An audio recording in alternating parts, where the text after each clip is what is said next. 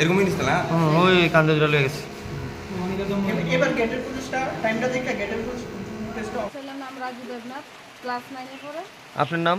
আমার নাম বিউটি দেবনাথ। আচ্ছা।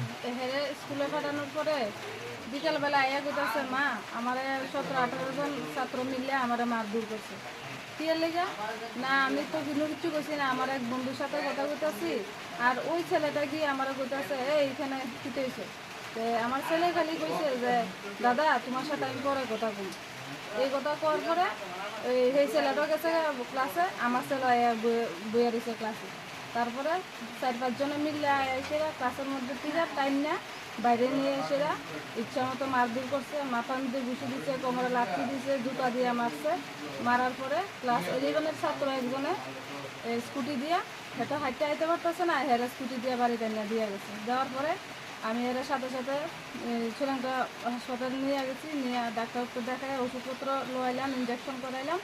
তারপরে আজকে সকালবেলা গেছি স্কুলে যাওয়ার পরে এসিএম স্যাররা জানানো হইলো। এসিএম স্যার হেরারে ডাকানোর পরে ওখানে সিদ্ধান্ত হয়েছে যে আগামী রবিবার দিন মিটিং হইব।